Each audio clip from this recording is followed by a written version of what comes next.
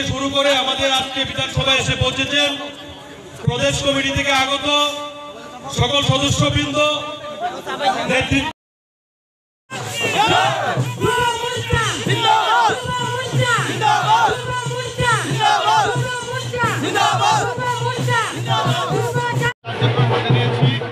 ধর্মনগর থেকে আমুন থেকে ধর্মনগর পর্যন্ত আমরা যুবযাত্রা যুবযাত্রার আয়োজন করেছি। এই যুবযাত্রার মাধ্যমে এই রাজ্যের সমস্ত অংশের যুবক যুবতী ভাই বোনদেরকে এক সূত্রে গাঁথার জন্য, নেশামুক্ত ত্রিপুরা করার জন্য এবং আমাদের সরকারের উন্নয়নমূলক কাজগুলোকে প্রত্যেকটা অংশের মানুষের কাছে পৌঁছে দেওয়ার জন্য আমাদের এই কার্যক্রম আমরা ব্যাপক উৎসাহ উদ্দীপনা দেখতে পাচ্ছি। আমরা এখন এখানে কৃষ্ণপুর মণ্ডলে কৃষ্ণপুর বিধানসভায় উপস্থিত হয়েছি। আমাদের মন্ত্রী মহোদয় আছেন, প্রচুর সংখ্যক কার্যকর্তা আমাদেরকে অভ্যর্থনা দিচ্ছেন এবং এই যুবযাত্রা একটা ঐতিহাসিক রূপ নেবে এই রাজ্যে এবং সফল যুবযাত্রা হবে। আপনাদের এই অভ্যর্থনা আমাদেরকে আরো বেশি করে অনুপ্রেরণা যোগাবে, আমাদেরকে আরো বেশি করে শক্তি যোগাবে। আমরা চাইছি এই রাজ্যের প্রত্যেকটা অংশের যুবক যুবতী ভাই বোনদেরকে এক সূত্রে বেঁধে আমাদের রাজ্য সরকারের, রাজ্যের মুখ্যমন্ত্রীর যেই স্বপ্ন এক ত্রিপুরা শ্রেষ্ঠ ত্রিপুরা, আমরা সবাই মিলে আমাদের রাজ্যকে শ্রেষ্ঠ ত্রিপুরায় পরিণত করব।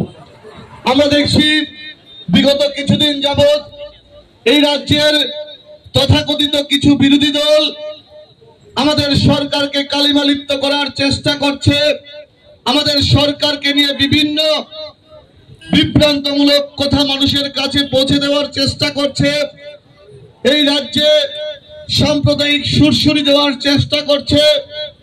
আমি প্রত্যেকটা যুব মোর্চার ভাইকে অনুরোধ করব, আমাদেরকে এককট্টা হয়ে এই ষড়যন্ত্রকারীদের বিরুদ্ধে লড়াই করতে হবে এবং এই ষড়যন্ত্রকারীদের মুখে ছামা ঘষে দিতে হবে। আমি আজকের এই যুবযাত্রা থেকে আমি দায়িত্ব নিয়ে বলছি, যারা বিরোধী নেতৃত্বরা আছেন আপনাদের উদ্দেশ্যে বলছি, আপনারা গঠনমূলক বিরোধিতা করুন।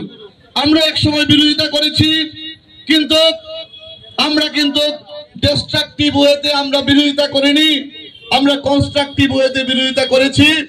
আমি আপনাদেরকেও বলবো, যদি আপনারা এই রাজ্যের শান্তির পরিবেশকে বিনষ্ট করার চেষ্টা করেন, যুব মোর্চা কিন্তু রাজপথে নেমে গেছে। আমরা ডক্টর শ্যামাপ্রসাদ মুখার্জির ভারতীয় জনতা পার্টি করি। উনি বলেছিলেন, অন্যায় প্রতিবাদ করো, যদি প্রতিবাদে কাজ না হয় প্রতিরোধ করো, যদি প্রতিরোধে কাজ না হয় আমরা যুব মোর্চা প্রতিশোধ নিতে রাজি আছি।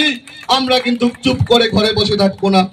আমি প্রত্যেকটা যুব ভাই বোনদের কাছে অনুরোধ করব, আসুন এই যুবযাত্রাকে আমরা সার্থক রূপ দেই এবং এই যুবযাত্রার আরেকটা যেই মহৎ উদ্দেশ্য, আমরা এই রাজ্যকে নেশামুক্ত রাজ্যে পরিণত করব। প্রত্যেকটা যুব সমাজের কাছে অনুরোধ করব।